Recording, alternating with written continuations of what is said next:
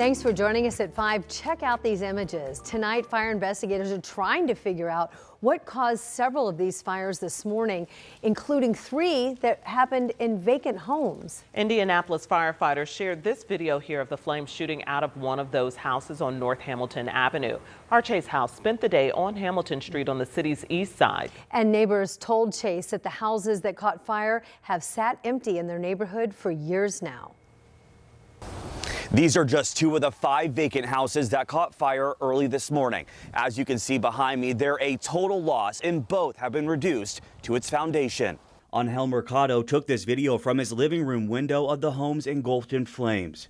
He says while the 2 homes were vacant, people have certainly been living there. I've seen them carrying groceries to the place.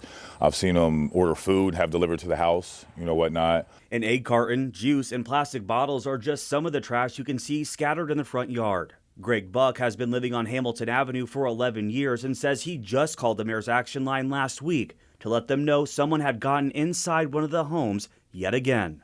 They come out here, Business and Neighborhood Services does, and documents and reports it to the owner. According to the city's Department of Business and Neighborhood Services, they've received several complaints for both properties over the last year. One complaint took place in August, stating there were 7 to 10 people squatting in and outside the home.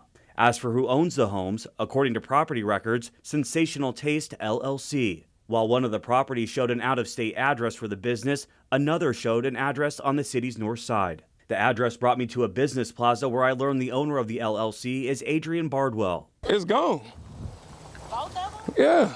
He agreed to meet me at the location of his properties and says he bought the houses to build back the neighborhood.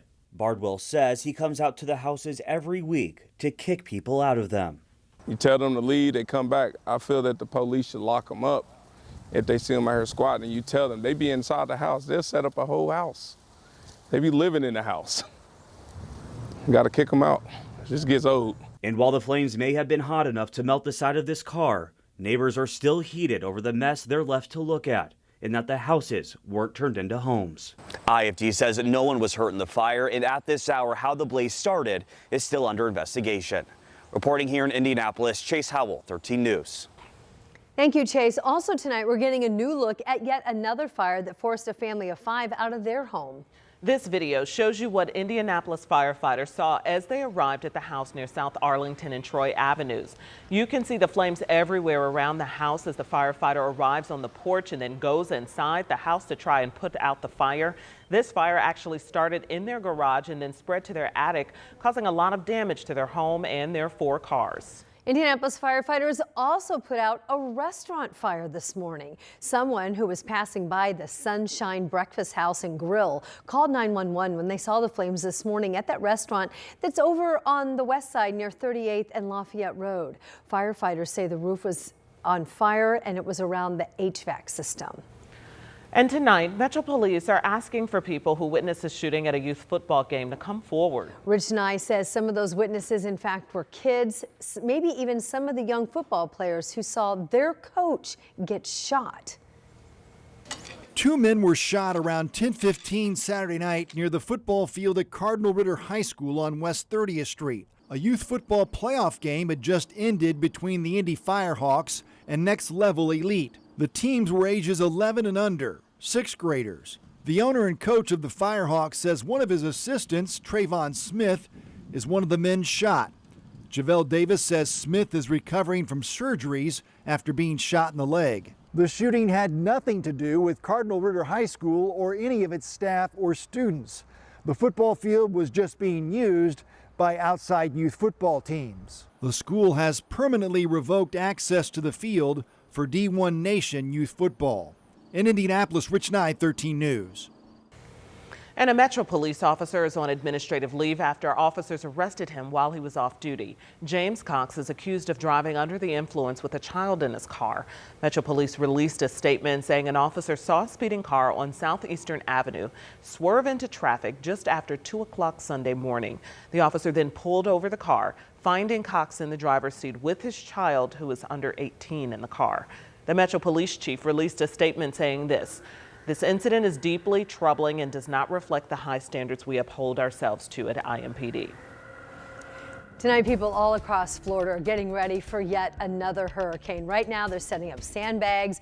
They're boarding up windows in the Sarasota area. This all ahead of the storm, which is already causing cities across the state of Florida right now to have evacuation orders in place. They're telling people to get out now. We know so many of you here in central Indiana are closely watching the path of the storm and the impact it could have on Florida. And Angela, you just got a new update here at 5 o'clock about Hurricane Milton. Yes. The timeline, what do you know?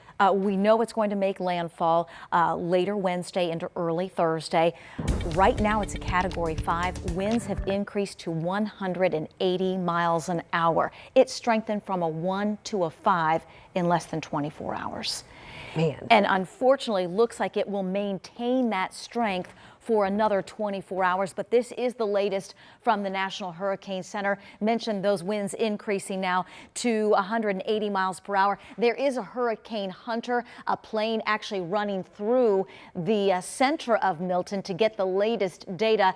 That will help the National Hurricane Center on strength and path over the next several days. Still expected to be a Category 4 Wednesday afternoon. It does move into less favorable conditions as it approaches Tampa, unfortunately still as a Category 3 hurricane late Wednesday night, early Thursday morning. We do expect it to make landfall again late Wednesday, early Thursday as a major hurricane. Hurricane warnings have now been issued. Those have been upgraded, so we'll continue to monitor that. Also, an increase in storm surge potential, maybe 12 feet or higher in and around Tampa.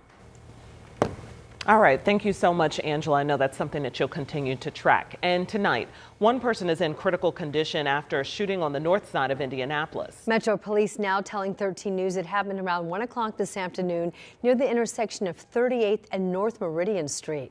Officers tell us they believe they've detained the person who is responsible for that shooting. We'll keep you updated as news comes in. Also tonight, the Marion County coroner is now identifying the 67-year-old woman who was killed in a crash on the north side of Indianapolis. Joni Craner died in that crash near the intersection of East 62nd and North Keystone Avenue on Sunday morning. Metro Police are now investigating. A 21-year-old accused of assaulting 2 University of Indianapolis students is now facing sexual battery charges. Court documents reveal Ethan Walker assaulted one of the victims inside a dorm room on August 31st and another in his apartment just 2 days later. Well, both victims told police he assaulted them after house parties. The university tells 13 News UIndy police responded immediately to these incidents and turned the investigation over to the Marion County Prosecutor's Office.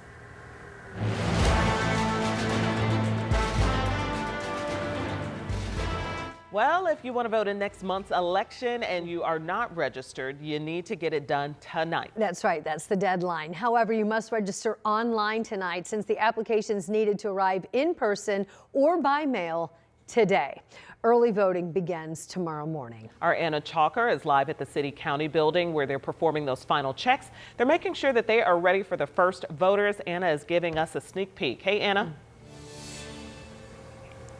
Hey there, Anne Marie and Felicia. Let me tell you, first voters will be here at 8 o'clock tomorrow morning, and it's just crazy to think we're here. And to talk about that, we have Marion County Clerk Kate Sweeney Bell. Thanks for joining us. Just quick, big, exciting day here tomorrow. What do people need to know when they get out here? People need to know when they come to vote, they need to bring their ID and they need to bring their patients. We're not exactly sure how many folks are going to show up. If every single registered voter in Marion County showed up tomorrow, we'd be ready for them, though. For sure. And why is this so important for people to get out either early or coming in when it comes in for Election Day? Because if they want their voice heard, they've got to cast their ballot.